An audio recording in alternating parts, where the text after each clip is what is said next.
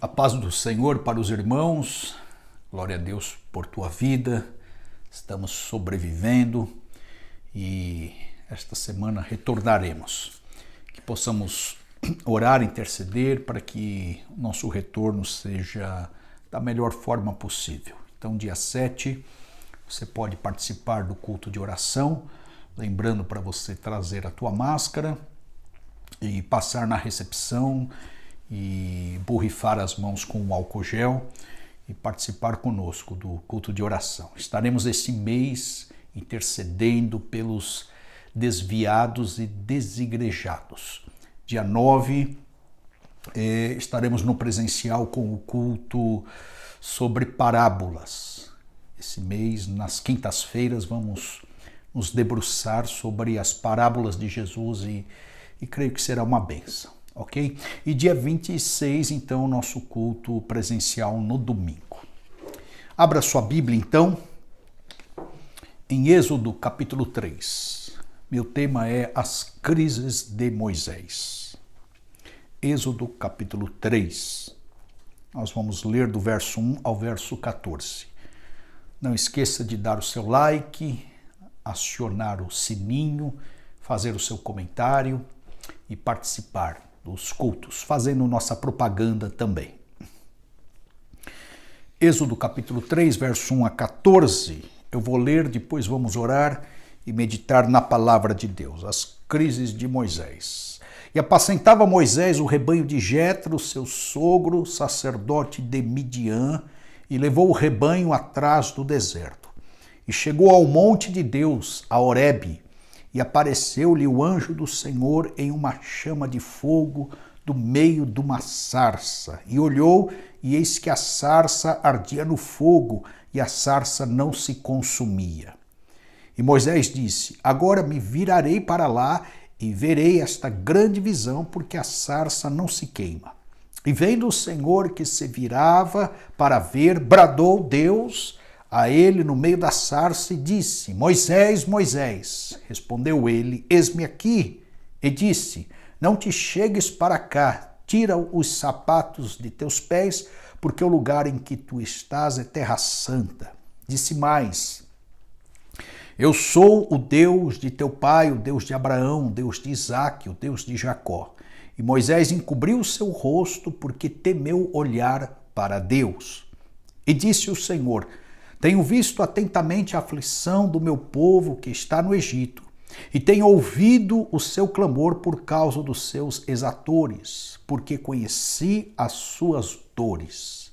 Portanto, desci para livrá-lo da mão dos egípcios e para fazê-lo subir daquela terra, a uma terra boa e larga, a uma terra que mana leite e mel, ao lugar do cananeu, do eteu e do amorreu e do perezeu e do eveu e do jebuseu. E agora, eis que o clamor dos filhos de Israel é vindo a mim, e também tenho visto a opressão com que os egípcios os oprimem. Vem agora, pois, e eu te enviarei a Faraó para que tires o meu povo, os filhos de Israel, do Egito.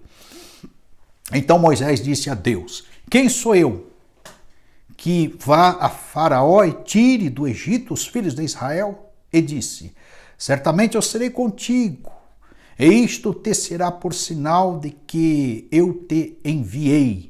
Quando houveres tirado este povo do Egito, servireis a Deus neste monte. Então Moisés disse a Deus: eis que quando eu for aos filhos de Israel e lhes disser: o Deus de vossos pais me enviou a vós, e eles lhe disserem: qual é o seu nome? Que lhe direis? Então disse Deus a Moisés: eu sou o que sou. Disse mais: assim dirás aos filhos de Israel: eu sou, me enviou a vós. Vamos orar. Pai, em nome de Jesus, abençoe nesta noite a tua palavra.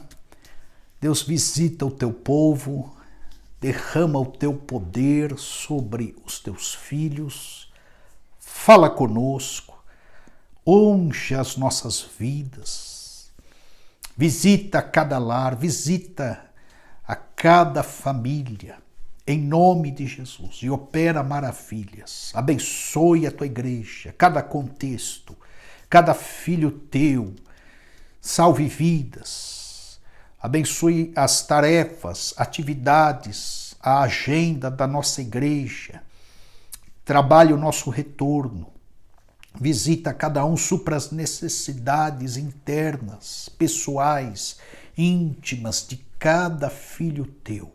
Renova, edifica, aviva, liberta, salva, sara, faz a obra completa no nosso meio. Em nome do Senhor Jesus, e opera maravilhas através do teu Espírito. Fala conosco nesta noite, em nome de Jesus, para a tua glória. Amém. Amém. Queridos, Israel estava cativo no Egito, o povo clamava copiosamente por libertação por conta do sofrimento agudo com o braço forte de Faraó. Deus ouvira o choro do povo e se movimenta para libertá-los. E Deus vai até Moisés, conforme lemos lá no Monte Horebe. Moisés estava passando esse período da sua vida no deserto. Aqui se completara 40 anos, desde que ele saíra da corte de Faraó. Estava apacentando as ovelhas do seu sogro Jetro, tinha virado pastor de ovelhas. Então, a segunda fase de Moisés, sendo que a primeira ele passou 40 anos no palácio de Faraó. Moisés foi criado pela filha de Faraó. Teria uma herdade, estava na linhagem do reinado, se identificou certa feita com o povo, tentou libertar os seus pares, os hebreus, e acabou matando um homem. Ele sai fugido para o deserto. E nós vemos Hebreus completando esta ideia, no capítulo 11, verso 24, colocando Moisés na lista dos heróis da fé, em que diz que ele se recusou a ser chamado filho da filha de Faraó. Antes optou em ser maltratado com o seu povo, com os seus pares, do que ficar no reinado de Faraó junto com os egípcios. E aqui ele estava dentro de um platô. O primeiro platô foi o palácio, ele foge, acaba se casando com uma das filhas de Jetro, ele entra no segundo platô por 40 anos, e dentro dos platôs da vida, platôs são situações favoráveis, são momentos de controle, são fases de constância, são um estilo de vida totalmente estável. Platô é onde a gente vai se acomodando por conta do conhecido, da segurança, das habilidades que granjeamos. Então não há grandes turbulências frente aos ciclos, aos platôs, às estações das nossas vidas em que a gente tem domínio, em que a gente prospera, em que a gente conhece e se acomoda. Dentro disso há muita destreza, há muita segurança. O problema é quando a gente muda de um platô para o outro, de uma fase para outra. Aí vem uma turbulência. Esta turbulênciazinha se chama a crise.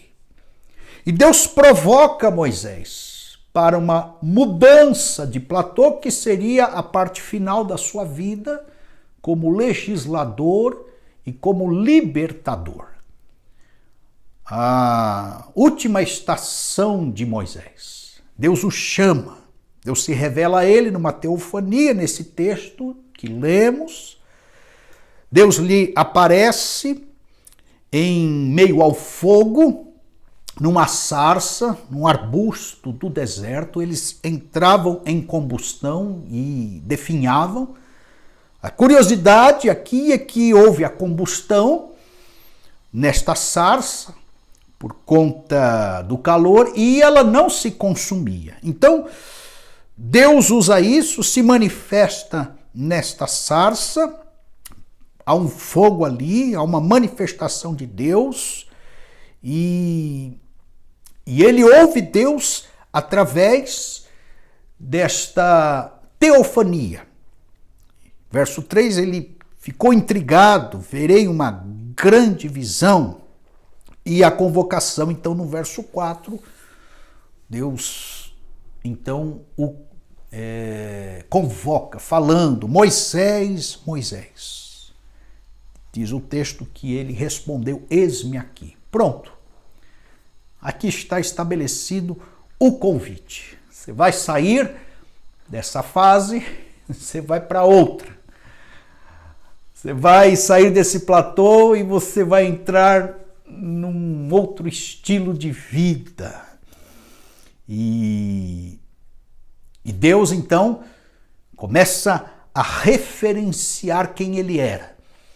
Moisés vai se aproximar e Deus fala, não chegues até esse lado, para cá, tira a sandália dos teus pés.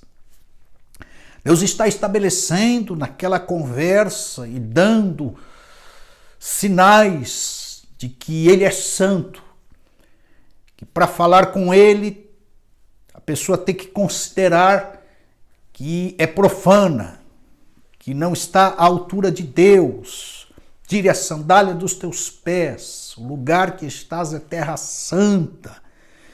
E aí Deus vai sinalizando a linhagem da fé.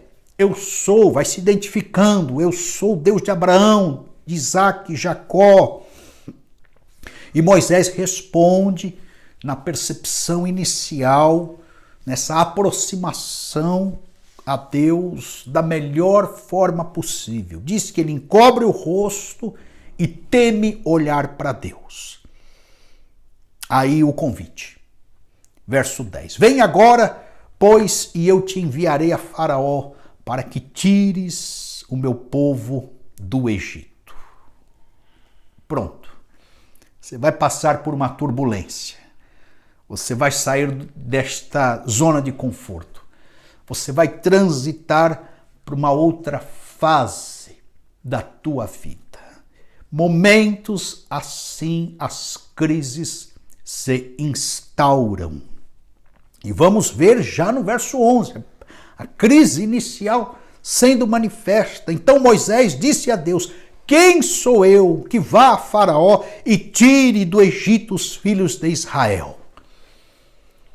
Quando nós contemplamos um desafio desses, mudanças, a nossa saída do conhecido para o desconhecido, ficamos com medo, nos sentimos inadequados, impotentes, inseguros. E a gente sai desta dimensão palpável, visível, previsível, segura. Isso dá um frio na barriga. Estou falando isso porque nós passamos 3 meses, estamos passando uma turbulência para entrarmos num outro platô. Até março nós tínhamos um estilo de vida. Estamos virando o ano e entraremos num outro estilo de vida. As coisas estão voltando ao normal, mas nem tudo voltará ao normal. Pandemia, isolamento social, cultos diferenciados. Então esta palavra vem nesta noite para que, mesmo com estas mudanças todas que dão frios na barriga, que geram inadequações, que já nos tiraram da zona de conforto, daquela segurança, esse momento de transformação, com esta insegurança toda que nós temos por dentro, por causa do desconhecido, estamos numa crise, estamos transitando para um outro estilo de vida, teremos mudanças em todo o contexto de vida. Então as indefinições vêm, as inconstâncias, a falta de padrão, novas perspectivas, dá medo, medo de avançar, medo de mostrar a cara, medo do novo. E Moisés revela isso, então, conforme falei, quem sou eu? Mas a resposta de Deus a Moisés, verso 12, disse, certamente eu serei contigo, e isto te será por sinal de que eu te enviei. E aí ele vai falando a resposta de Deus. Então, mesmo que você viva uma alteração na estação, mesmo que você saia do teu conforto, da tua destreza, do conhecido, que caia numa situação conflituosa, em perdas ou riscos de perdas, esse desconforto todo, a resposta de Deus para nós é certamente eu serei contigo. E falo isso para que a gente avance para o final do ano, para que a gente encare este segundo semestre com fé, com confiança, com a presença de Deus. Deus é conosco, certamente Deus é conosco. Tomemos essa palavra, abracemos ela no nosso coração. Eu digo que crises virão, já estão aí, são instauradas no nosso cotidiano, mas nós teremos que vencer este momento, esta fase, passando para um outro platô na nossa vida, encarando este segundo semestre. E vamos observar neste diálogo de Deus com Moisés que a crise continua. Agora é uma crise de fé, não mais uma crise existencial. Estão misturadas. Moisés vai borbulhando todas elas, elucidando, expondo, jogando para fora. E aqui está uma crise de fé, disse ele então no verso 13: eis que quando eu for aos filhos de Israel, ele disser, o Deus de vossos pais me enviaram a vós, e eles disserem, qual é o seu nome? Que lhes direi?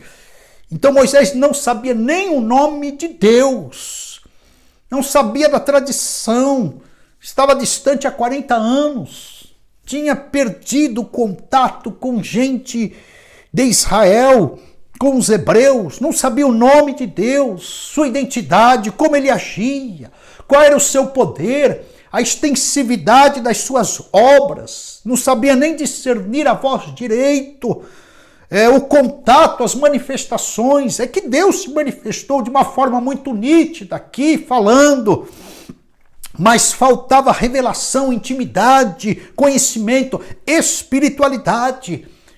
E às vezes, nas mudanças de platôs da nossa vida, no momento da crise, neste corte, parece que continua a incredulidade, as dúvidas, o abismo, o indefinido, o mistério, o impessoal, nos sentimos distantes de Deus.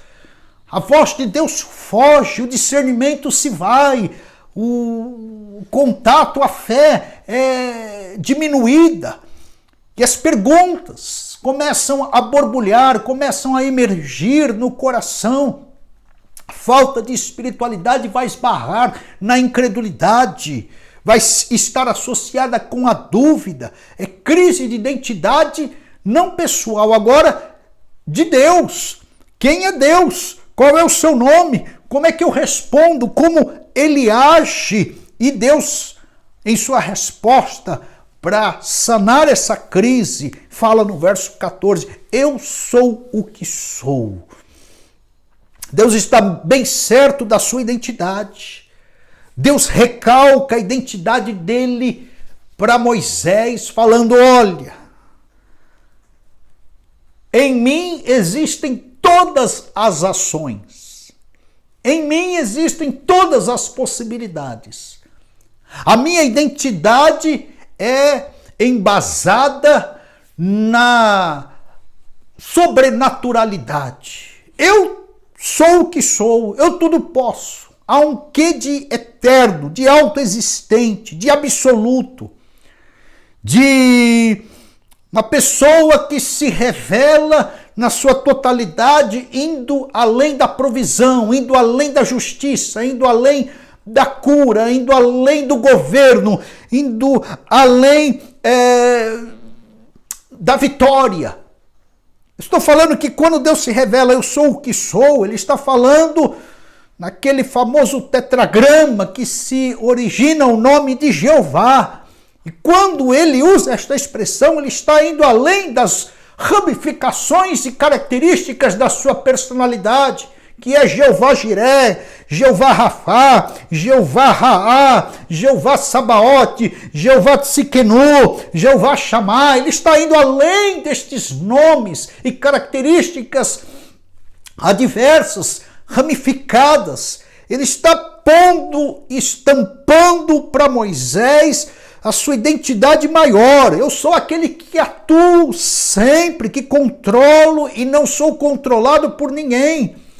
E quando ele fala eu sou o que sou, apesar de ser muito estranho o nome de Deus, ele está ventilando de que ele se revela sempre na dimensão do raciocínio, do campo da inteligência, da razão.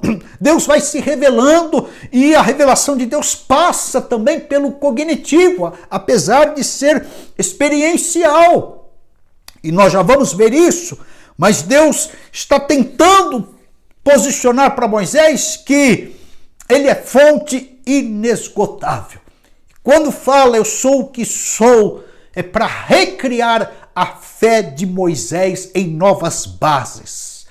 E não simplesmente numa história, numa experiência do passado, dos patriarcas, algo limítrofe, uma espiritualidade de terceira mão. Ali está uma experiência, uma sobrenaturalidade, a manifestação de Deus para que a fé de Moisés tenha um pulso, tenha uma edificação, passe por um momento singular, que Moisés fosse marcado pela presença de Deus de forma incontestável para sanar, extrair e arrebatar toda a crise da identidade de Deus.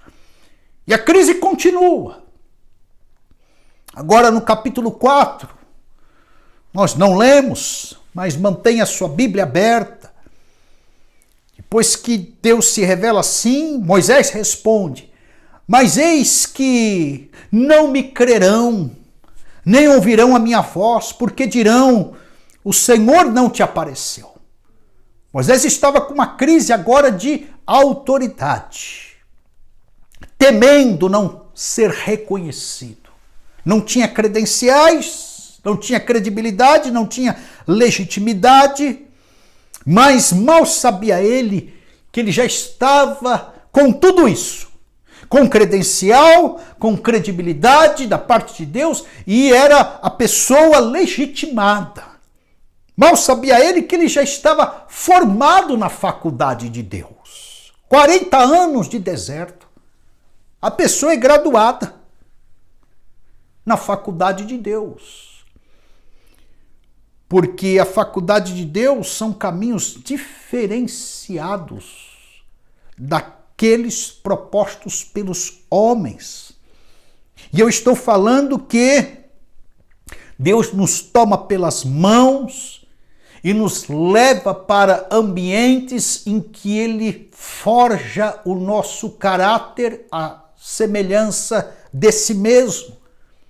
Eu estou falando que Deus tem a sua faculdade, é uma faculdade espiritual para que as pessoas façam a sua obra.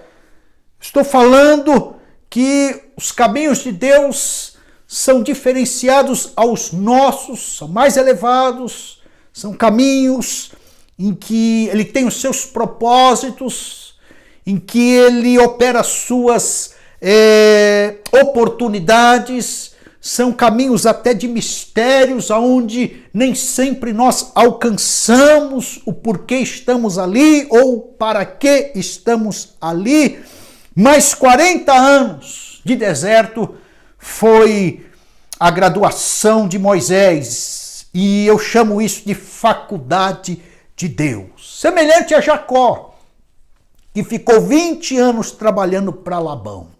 Semelhante a José, no Egito, que ficou 13 anos na prisão. Ali era uma baita faculdade de Deus. Semelhante a Davi, que ficou na unção de Jessé e Samuel até subir ao trono mais 13 anos.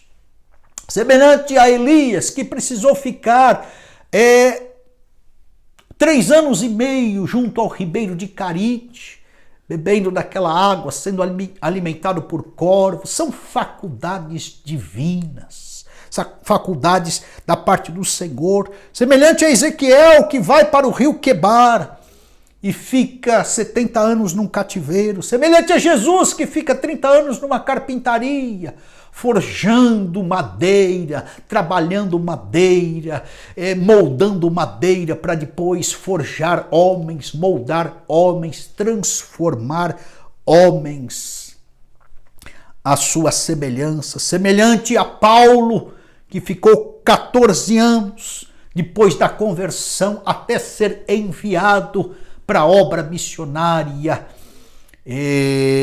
Aqui está Moisés, deserto, faculdade de Deus, chegou a colação de grau, não seria mais pastor de ovelhas, seria legislador, seria libertador. Foi desconstruído no deserto e reconstruído para este momento. E a resposta de Deus nessa crise de autoridade foi a seguinte, no verso 2 do capítulo 4. E disse o Senhor a Moisés: que é isto que tem na tua mão? E ele disse: uma vara. É assim a faculdade de Deus. A resposta de Deus foi a seguinte: eu uso o teu instrumental.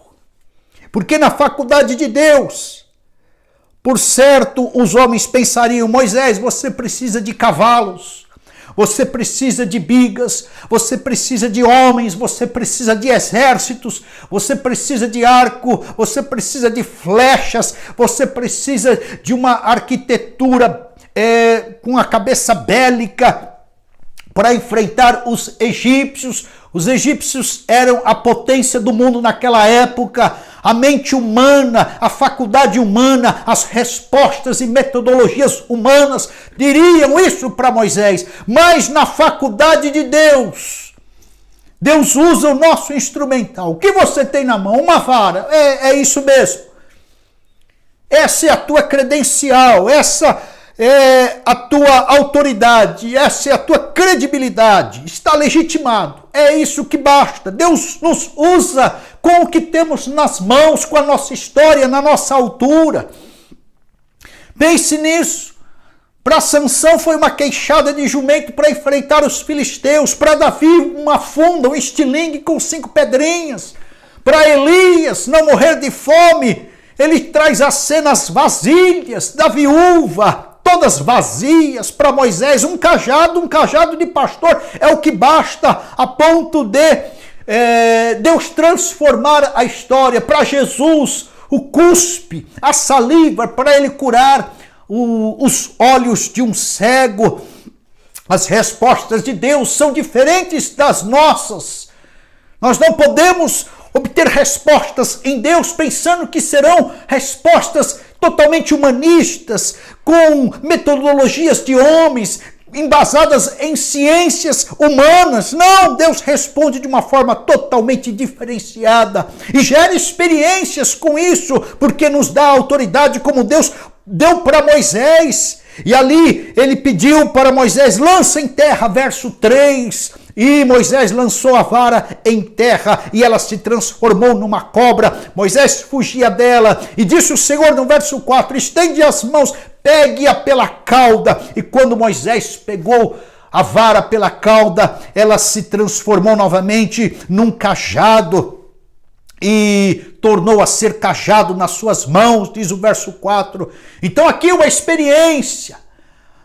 Assim como Deus proporcionou aquela experiência para Davi, enfrentando um leão, depois enfrentando um urso, a ponto de chegar o dia dele enfrentar o gigante. São pequenas experiências, com baixa visibilidade, nos bastidores com Deus, para que a gente mostre a cara em momentos fatídicos, aos quais estaremos dando visibilidade totalmente ao Senhor, e a glorificação será convertida totalmente ao Senhor. Então Deus nos treina em segredo, Deus nos treina no cotidiano, Deus nos treina com baixa visibilidade, no anonimato Deus nos treina. Aqui estão treinos segredados entre Moisés e Deus.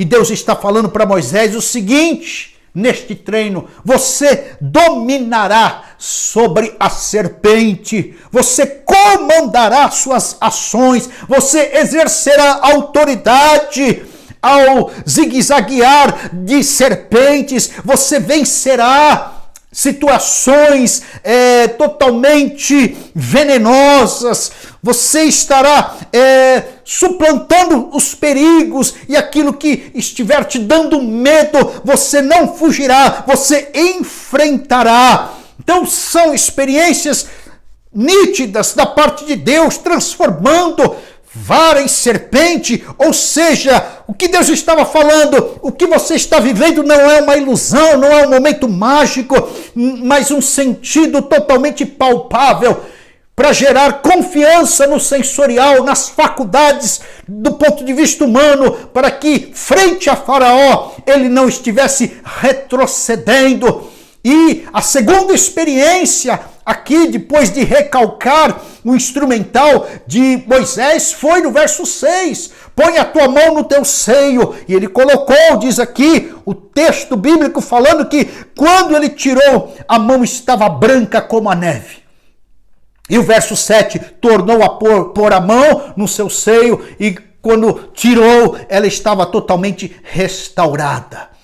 Ou seja, eu estou te dando autoridade, e eu estou te dando poder. Então, uma coisa é ter experiência com a vara, algo que não está em você, um objeto inanimado. Outra coisa é ter experiência com a própria vida, na própria pele. A lepra esbranquiçada era da pior categoria da época, dizem os comentaristas. E Deus estava falando que ele tinha poder de curar o incurável. Lepra na época era incurável, era um sinal totalmente maligno. As pessoas ficavam vendidas a essa doença na época, era o terror. Você sabe disso, o contexto era esse, inclusive na época de Jesus. Mas este sinal que Deus está dando em colocar a mão sobre as vestes e depois tirar e ver a mão restaurada da lepra, era um sinal inquestionável, feito na própria pele de Moisés. Não era mais um objeto externo, mas algo que ele tinha vivido no próprio corpo, nas suas entranhas. E Deus estaria usando então isso com poder, com autoridade. Assim somos nós, no meio de crises. Deus já tem dado sinais suficientes de que ele é conosco, de que ele está a nosso favor, de que nós podemos avançar para o segundo semestre com a autoridade do Senhor, com as credenciais do Senhor, com o poder do Senhor, pegando em serpentes, pisando em escorpiões, expulsando toda a casta maligna de atrocidades, de perseguições, de contrariedades. Deus tem nos dado autoridade para nós vivenciarmos experiências profundas com Ele. Não há arrefeça a fé, não retroceda, não duvide das possibilidades no Senhor, não mergulhe cada vez mais na crise, pelo contrário, saia dela, tenha a destreza de recriar coisas a partir do poder de Deus e de se recriar, de se restaurar a partir da visitação do Senhor. Muito bem, e a última crise é crise ministerial. Diz o verso 10, que disse Moisés ao Senhor: ah, meu Senhor, eu não sou homem eloquente, nem de ontem, nem de anteontem, nem ainda desde que tem falado ao teu servo, porque sou pesado de boca e pesado de língua. A pessoa em crise, ela apela para os seus próprios defeitos. Ela se enche de desculpa. Ela gera inadequação em todos os lados. Esses defeitos tomam proporções elevadas.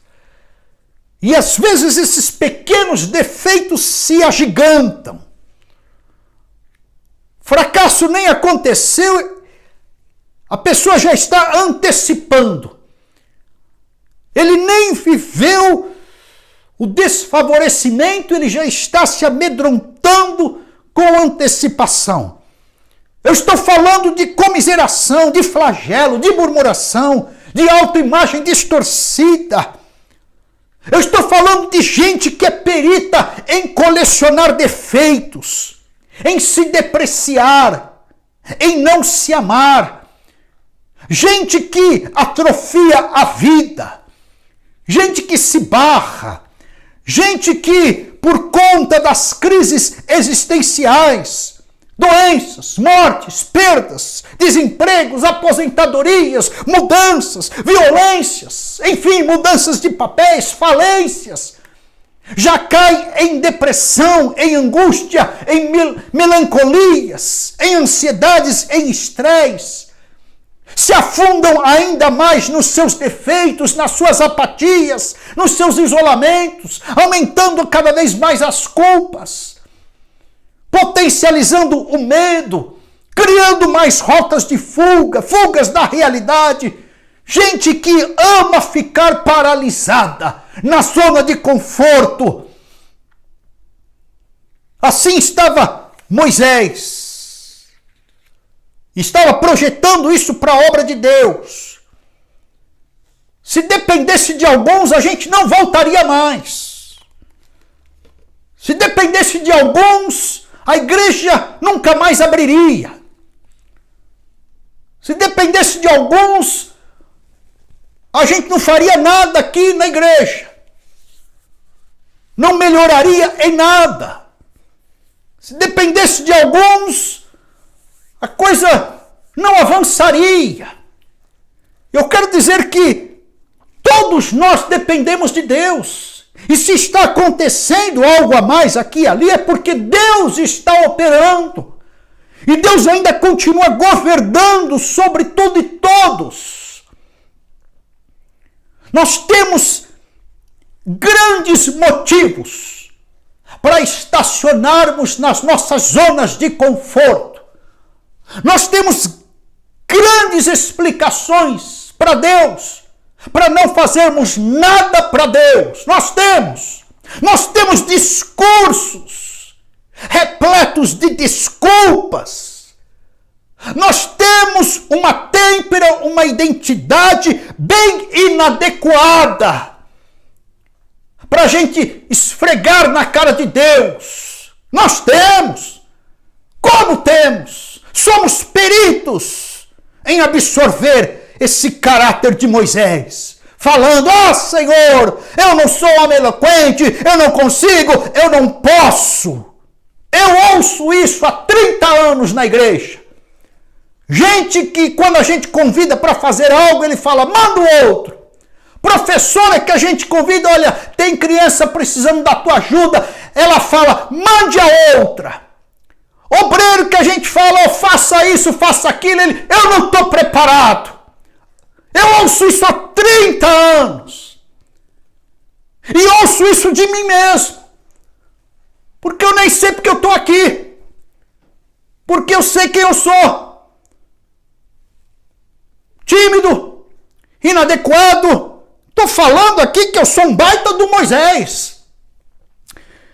Envergonhado, não gosto de aparecer, gosto de ficar sozinho, gosto de uma zona de conforto, de um platô, gosto somente de situações em que eu tenha conhecimento, em que eu tenha destreza, gero fugas quando tenho e sou desafiado para novos platôs.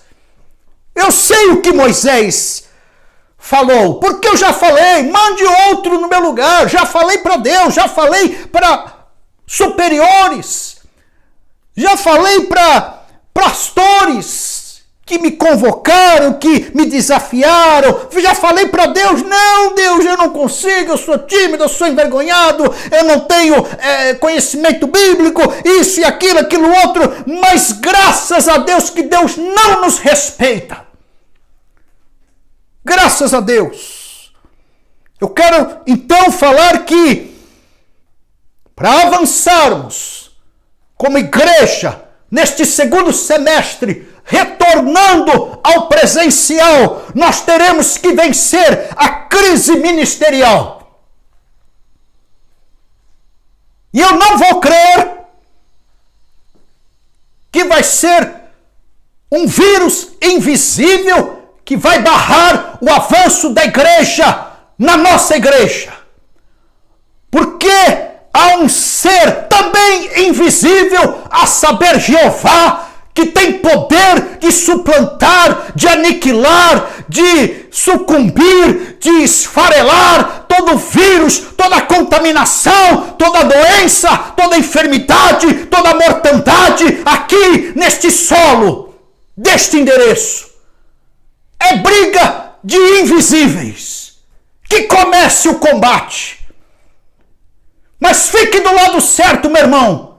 Não potencialize um vírus acima de Deus. Coloque-o bem abaixo.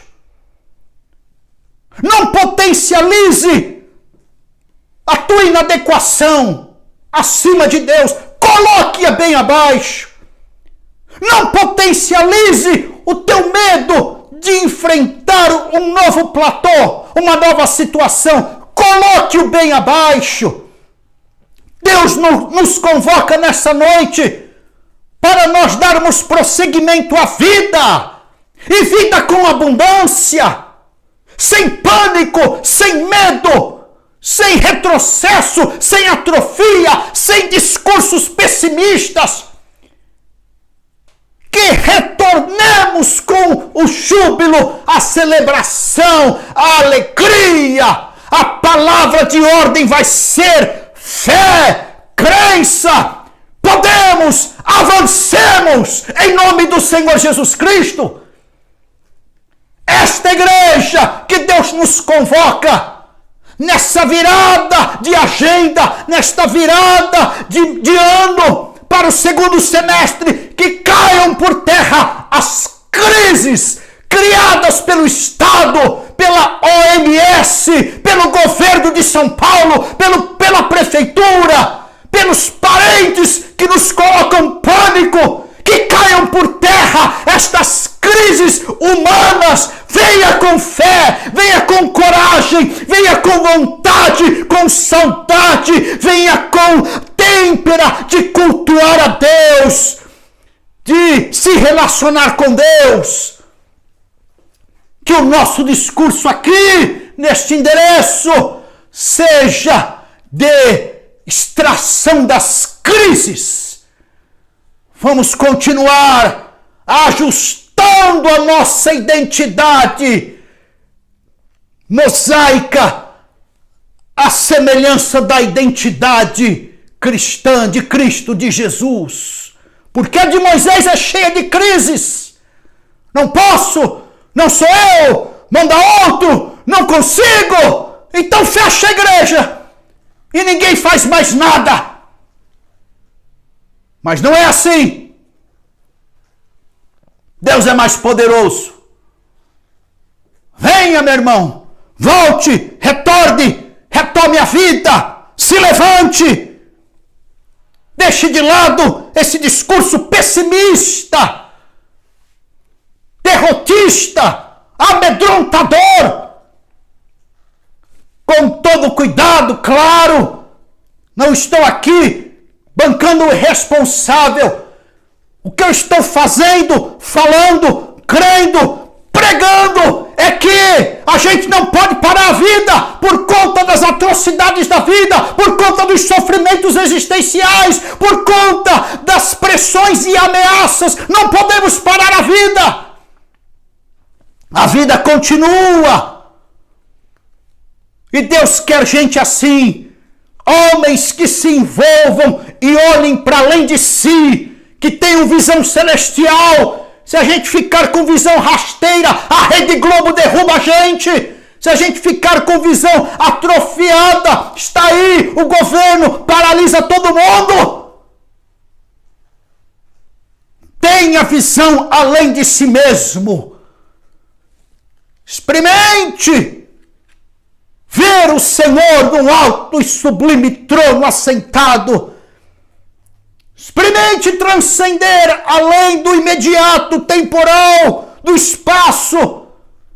Olhar além dos desafios terrenos, terrestres. Olhar além da conta bancária, além dos boletos. Experimente. Ouse, enxergue a onipotência do Altíssimo. Por quê? Porque ficar parado, atrofiado nas limitações da vida, nós já estamos debaixo de pressão, de coação, de fronteiras, de julgamentos, de ministradores da incredulidade. Já estamos debaixo de muito discurso, do pânico, de morte, de pessimismo. Não se acomode nesses discursos que são plantados nos dias de hoje. Eleve os teus olhos para os montes, é daí que nos vem o socorro. Então enxergue além de si. Nossa saída está ainda no campo espiritual. Entregue-se a Deus, as manifestações de Deus, as possibilidades dele. Ele tem experiências gloriosas a nos dar, há uma grandeza, há uma causa a abraçar. Não retrocedamos, porque a resposta de Deus, no verso 11 para Moisés foi: Moisés, quem fez a boca? Quem fez o mudo, o surdo, o que vê, o cego? Deus está falando, eu fiz todas as coisas. Então não se apoie em você que é gago. Se apoie em mim. Verso 12, agora pois, eu serei com a tua boca e te ensinarei o que has de falar. Deus não aceita desculpa de gente acomodada. Deus não engole discurso dos ministradores da incredulidade.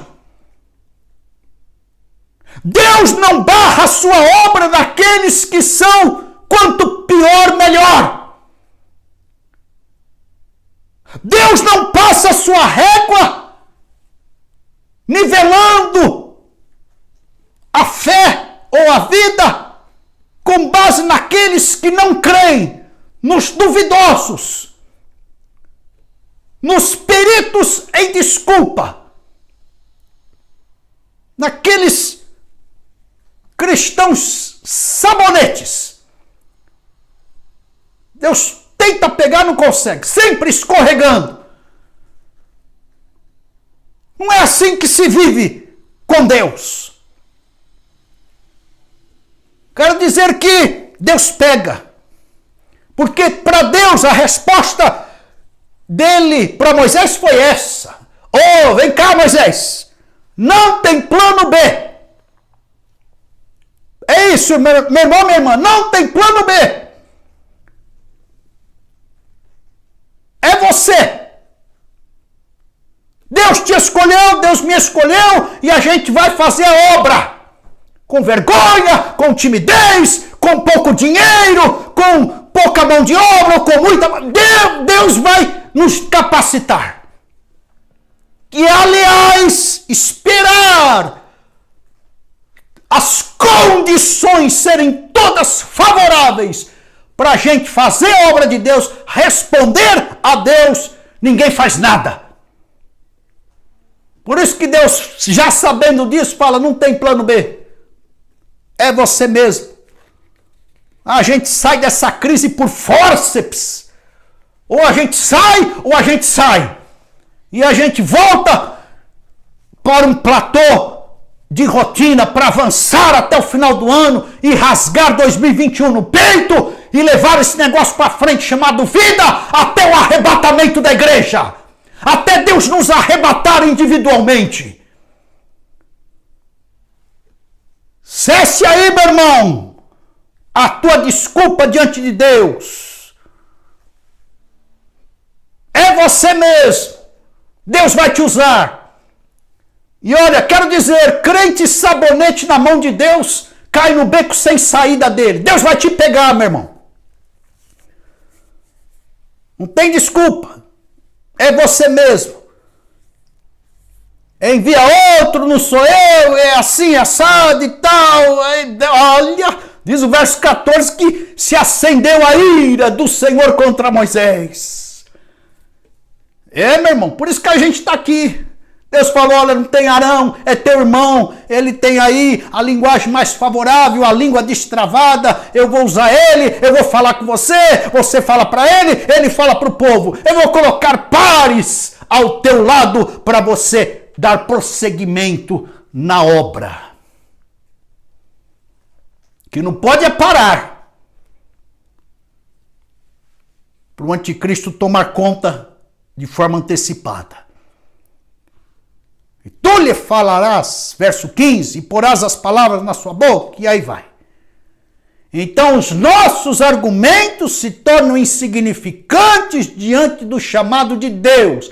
E Deus nos chamou para sermos igreja. E Deus nos chamou para sermos cristãos. E Deus nos chamou para uma unidade de espírito. E Deus nos chamou para um ajuntamento solene. E Deus nos chamou para o avanço da sua propagação do evangelho. E Deus nos chamou para nós nos amarmos uns aos outros. E Deus nos chamou para nós bancarmos essa obra. E Deus nos chamou para cada qual a exercer o seu dom e vocação. E Deus nos chamou para que ninguém retroceda ao chamado dele.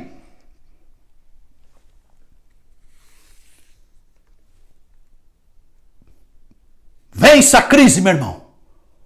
Pessoal, ministerial, existencial, de identidade de Deus, vença todas elas. O momento já é ruim. E eu quero dizer que nós vamos avançar.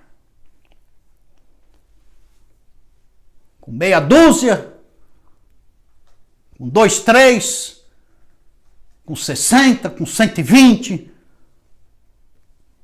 não importa. Meu negócio não é quantidade. O meu negócio, o teu negócio é fidelidade.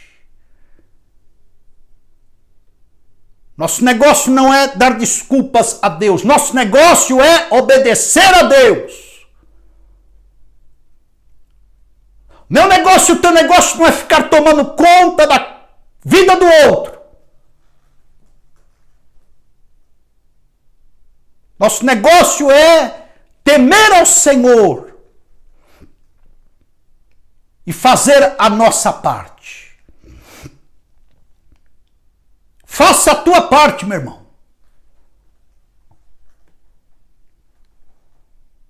Deus é contigo.